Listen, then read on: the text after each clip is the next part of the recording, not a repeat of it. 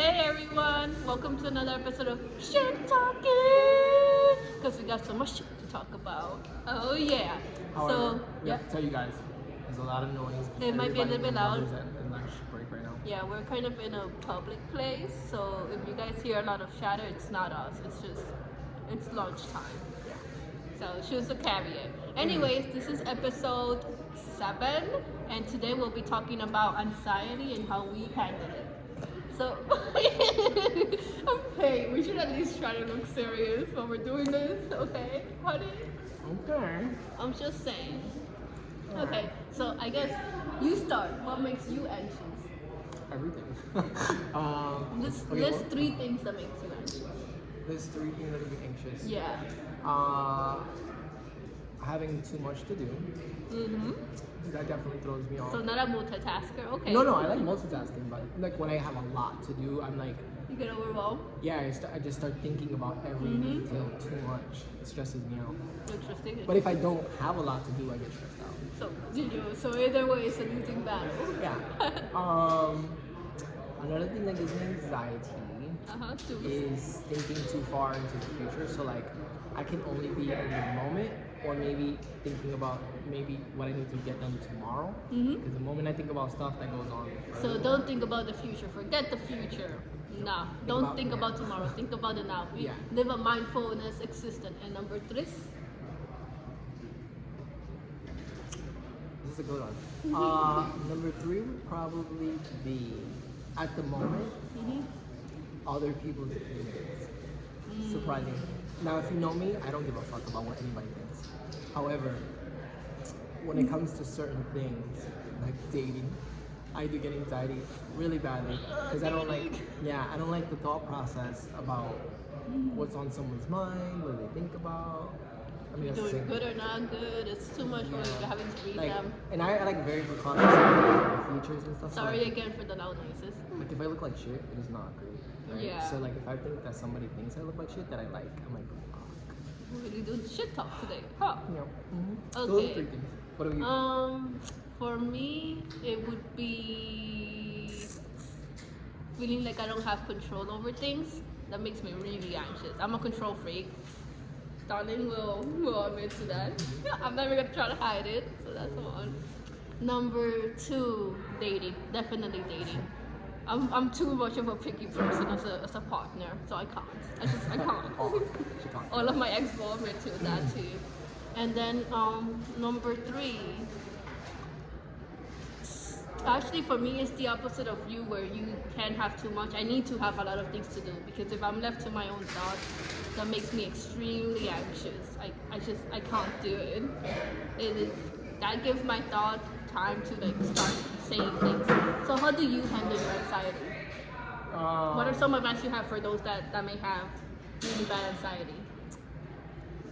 Because you and I both have, we act like we don't, but we both have very severe anxiety. We just learn to fake it till we make it. Yeah, we do. I'm not gonna even lie on this shit. I handle anxiety in good ways and really bad ways. What are some good ways that you handle it? Some good ways are that I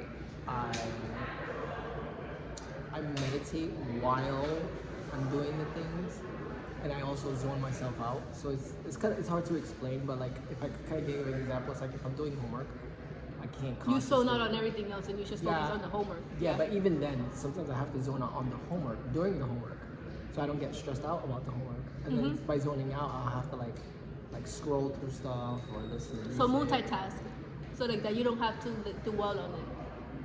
Like when I'm writing a story, I can't just write my story. I need to listen to music. I need to do something else so like that I can focus on the story. If that makes sense. Well, it's more or less of multitasking and more of just spreading myself into something different for a moment and then going back to it. Okay. Just so I can maintain the balance of not overwhelming myself. So that's one. Another good way I handle it is that I invest my time and energy directly into it. So sort of like how you said, like I only focus on it. Like I hyper focus on cut everyone out of my head. And it's like, he goes on the soul. He gets like he goes quiet. He just goes. If I'm quiet, then that means I'm thinking. Yeah. Because I usually never quiet. Yeah. Let me try to think of one more. another good thing I do, well, when it's warm, I go work out a lot. I go running at least 2 to 3 times a week. And yeah, I work out. And that definitely Those are your helps. top threes. Yeah. And what are 3 ways that are not like that are bad, quote unquote, that are maybe not the most helpful thing? I would have to say, okay, so the first one is I get very angry really fast. So if I get angry, I will like start cursing out the world. I won't curse people out, but I'll just curse. Alexa, how? Another thing I do is if I'm angry, I will. I guess I kind of say I throw shit to not gonna lie, like fucking fling something like, especially if it's like my phone, like fuck yeah, throw it. Alexa. Yeah. The third one. You have a third one? I have a lot. Okay, that's why I thought we keep it to 3 for now. But I'm gonna be real like upfront about this one. You should. In this sense, how I handle my anxiety is like I will punch a wall. And the reason why I say that, and the reason why I take that and say that with pride, and I don't give a shit about saying that, is because sometimes for us we have extreme anxiety. Like we legitimately need a punching bag. You need to let it out. Yeah, and it's not like I want to punch someone in the face. Sometimes it's more of me saying like I can't, like, oh, I'm gonna go draw, I'm gonna go do some meditation. Knit like I do? That level of anxiety, sometimes you just gotta like just punch the shit out of the wall, right? So I would say that that's a bad one. Okay, I guess for me, my top three good things are, first, I actually like to do meditation, like legit, all that stuff. That's one. My second one, I like to knit. I love knitting. Knitting like relaxes me. I'll maybe show you guys later my latest project. Unless you're my friend and you've already seen it. I'm sorry, I was thinking about me. That's what happens when you get bored. And my third one is I love to write. Like once I start to write, it kind of like, I'm not good at expressing myself verbally, as much as I hope. So if I write it, it makes it easier for me. The top 3 bad ways that I handle my anxiety, if it's really, really bad, and I feel like I'm gonna have a panic attack, same thing, anger. I need to like hit something, I need to punch something, and just curse things out. The second one, alcohol. Like that's when you know it's like really, really bad. If I'm saying I need a drink, because I don't like to drink. And then the third one, I think I should zone out, honestly. I kind of like try to push it down, try to forget about it, which it can be good, but it's usually not, because eventually it will blow up. So those are the top 3 ways I handle it. Is there anything else, darling? I guess, how do you avoid anxiety? That's a good question. Well, I know there's certain things, like when I speak to my parents or when I speak to certain members of my family, I know I'm going to get very anxious because our way of seeing the world is vastly different. We don't know, like I love them, I adore them, but we're better off when we're far away from each other. So I try to get myself, not talk to them as much, so like that I'm not having as many episodes. B, if I know I have to, because I have to call my mother once a week at least. Sorry again for the noises, guys. But if I have to, I try to get myself mentally ready in that before I talk to my mom or whoever it is that makes me anxious, I'll have Adam and Down. And I'll let them know, like, hey, I'm going to have to do this, so be warned, I'm going to be in a bad mood. I'll get myself a cup of coffee or tea and kind of just let it go. Or I have a class bi-weekly that's kind of my distressor / therapy class. So those are kind of the way that I try to do it. Because you sadly can't always avoid your anxiety. I hate when people try to say that. Like, you can avoid it, you can just be better. No, you can't, okay? Sometimes it's the ground, like you have responsibility. Like what if you're someone that's not lucky enough to be able to work from home, and then you're like me where things happen in my previous job, not the one that I left, the one before that, that it's made me very anxious to be around people. I cannot work customer service anymore. After that accident, I will have a panic attack in front of people. So I know I'm lucky and that I can try to get jobs remote because of my career. But what if you're not that lucky? You know what I mean? Then you have to have a self-care technique for yourself. What about you? How do you try to avoid your anxiety episode? I actually so I read up on a lot of stuff I'm interested in. I would like Marvel stuff, comic books, movies. Shopping. Shopping. We just did that. Shopping is another one. Therapy. Definitely I would say that. Another way I avoid it is like the same thing. I can't talk to certain people, certain family members, even certain friends sometimes. I can't talk to them because if I feel like a conversation I'm not good with is happening, I instantly, even while I'm avoiding the conversation and while I stop, I'm already starting to get angry because I'm like, I don't want to have to talk about this. I don't want to have to bring it up. Like, this is irrelevant, you know. And it's hard because it's always the family that you kind of keep in touch with, and it's like that's why I get mad too because the vast difference is like I stay away from family purposely to avoid like bullshit. You know, language. But it's okay. We're still talking. Yeah, it's because every time you talk to family, that's what you're talking about. You're talking about other family members. I don't want to do that. Like, if we have nothing to talk about, like with our own lives, and even then, what we want to do, it's kind of irrelevant to me. So that's another thing. Talking over that. I think one of the last ones I could say too is just keeping myself social enough that benefits me. So I talk to who I choose to talk to, and for how long, and for what we're talking about. Because then that keeps me like entertained with my conversations with people, whereas like I'm not just talking to people that piss me off. I also feel like you need to have, if you're able to, self-care technique, and also just to put it out there, everyone is different. For example, for me, what helped me personally was a mixture of therapy and just like trial and having friends who are also anxious. Someone perhaps like you, Adam, you don't really believe in, therapy doesn't work for you, right? So the way that we would handle it is completely different. I kind of just need someone that will make me talk and just like let it out. But sometimes I feel like I need a professional person that I know they can't say shit, and I can like just let it out. But that may not be helpful for you.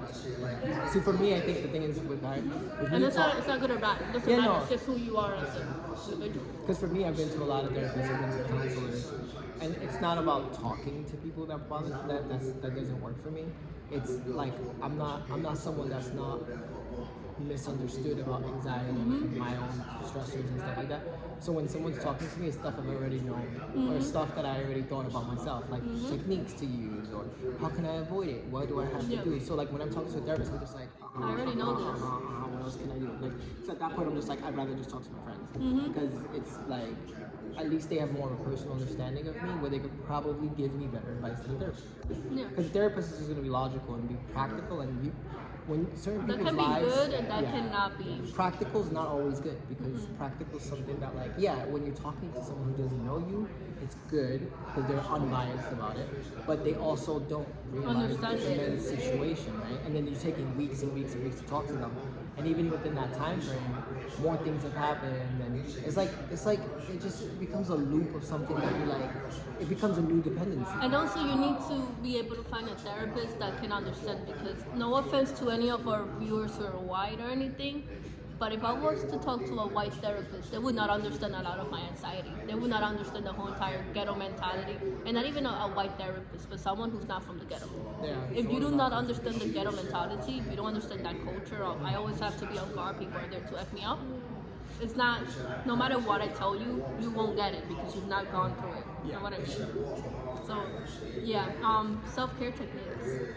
How do you take care of yourself? Working out, number one. Look at that body, look at that face. Oh, darling. I love you, darling.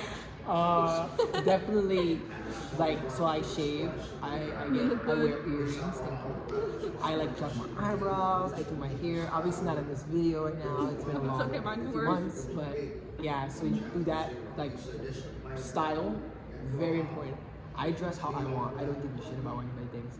and my style doesn't really like it doesn't fit everyone else's style, and that's the thing I like because I wear my own stuff. And my style is very much like a mixture of like punk rock, and biker, and like I'm so loud. I'm so sorry. so for me, I definitely think taking care of myself in those senses, always be myself, reflecting who I am as a person. And it's not to show the rest of the world that, it's for me to wake up, even when I go out, to feel like I don't give a shit about what people think about me. This is me, right? Another thing I do is focus heavily on my interests, 100% all the time.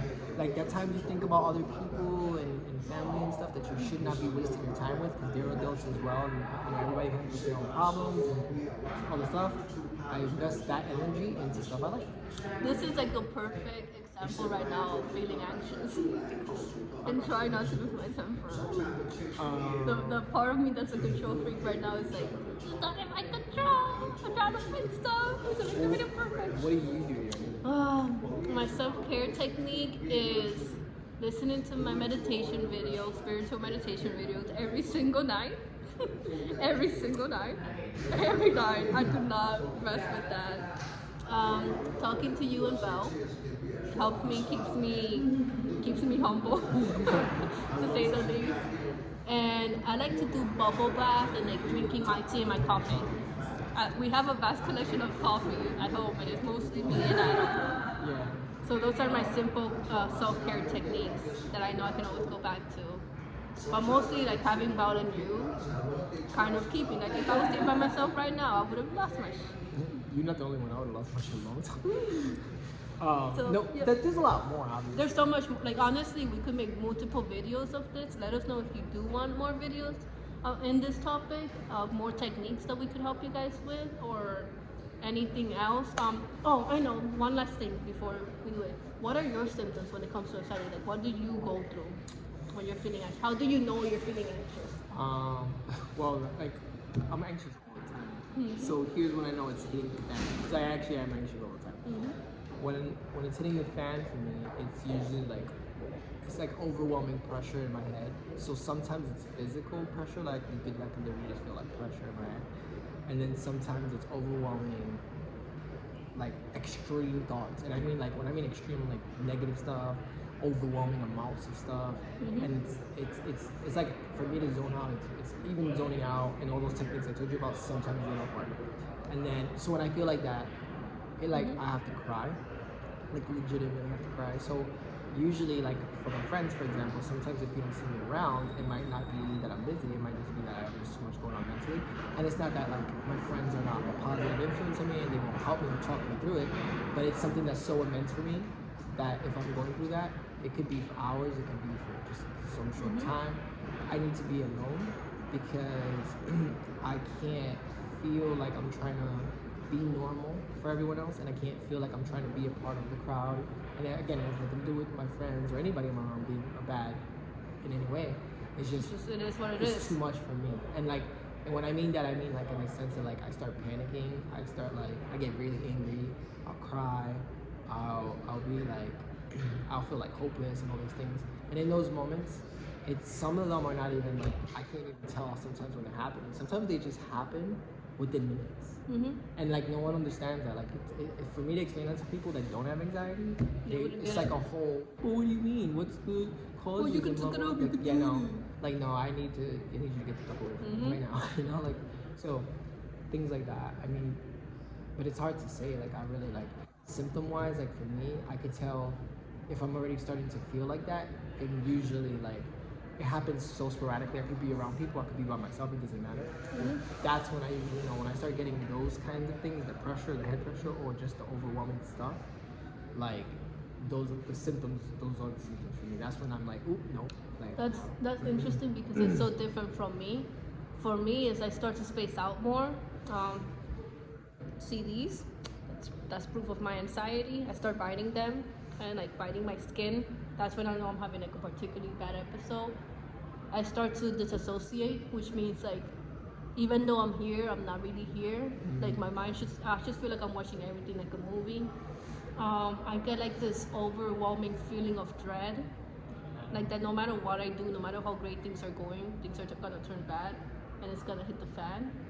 And I get very irritated, and like I don't want to talk to anyone because I'm so irritated over the fact that I'm irritated and feeling all these other symptoms. You're mad because you're mad. Yeah, I'm mad like, why am I because you're mad? feeling There's like nothing that. to be mad about. Then you're angry What's because going you're on? mad. Yeah, it was just tops up on top of each other. But yeah, I think those are like my top 3 symptoms. Like once I feel those 3 things, I'm like, you're having an episode. You're gonna have to just like deal with it. Because that's another thing. You and I don't take medications either. We both found a way to like cope with it in our own way. That we don't need like that doesn't mean medication is good or bad. You know, again, all depends on who you are as a person, what you think you need. If you think you need medication, hey, I study psychology, go for it. But then if you don't like me, I'm like, I haven't gotten to a point that for my OCD and depression and anxiety and everything else, like I would be better than a drug dealer if I had to take medication for all the stuff I have. And you know what? Good thing you pointed that out. So I grew up around people who are always like, oh, these crackheads, these things. Don't do that to people. You don't know what you don't know what someone's going to do. Not everybody that does drugs and stuff like that is a bad person. Is a bad person. They have stuff that happens to them. And I'm not supporting it. I'm not telling you to do drugs at all. No. But don't walk around looking at someone, look down on someone, and think that they could get their life together. They could do this. You don't never know what they've been through. You don't know what they're going through, and you don't know how they handle things. Because some people, the simple solution is, get a job, you do your things, blah blah blah. But some people don't even have family or friends. Some people actually just have so much more fucked up anxiety than we do, and they've gotten to the point where they do drugs. I'm not gonna lie to you. Like if I was the type of person to go on drugs, I'd be a fucking addict. Well, that's just to try to deal. To talk about that is how like not that long ago, if you took weed, you were a terrible person. You were like, now weed is legalized. I'm not saying to go or don't go, and do weed and all these other things, but I'm just saying like how things change. I have most of my friends that I have that have really bad anxiety, they do weed. So, well, too, it's like the same people that would say these things. They get drunk, and then, or if not, these are the same people that do drink or do smoke often. And it's like, okay, so because you don't have it as bad as those people, but you still do these things. And everyone that I know, maybe except for like 2 or 3 people out of my entire life that have drank, have gotten stupid when they drink. I don't give a shit who they say they are. Affectionate. Like a lot of, but a lot of people get disrespectful. They angry. And they're like, oh, I don't act like anybody different when I drink. No, you do because you don't see it. I do.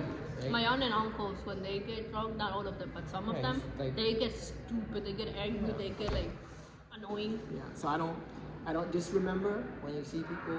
I don't care how doped up they are. I don't care how they look. You don't know how they got to that point. You just don't judge them. Leave them be. Right? If you're not gonna do anything good, then don't do anything bad. Like you don't know them, don't judge them. Just keep walking. And again, it's not everybody that does drugs, but again. Anything else we have on this topic? I think we've done a pretty long, good video. We want to thank JJ. Hi! I know you're watching this because you asked us this question. And we want to thank our honey, our babe, our sweetheart, Janelle. I love you and I miss you already. Keep sending us questions. JJ put a lot of really great topics that we're going to be covering these next few videos. Some of them might have to wait a little bit because we want to make sure it's nice and special for you. And it's okay if we only have 2 viewers. I don't mind. But help the channel grow, guys, and share it. So, until next time. Until next time. Bye. Love you.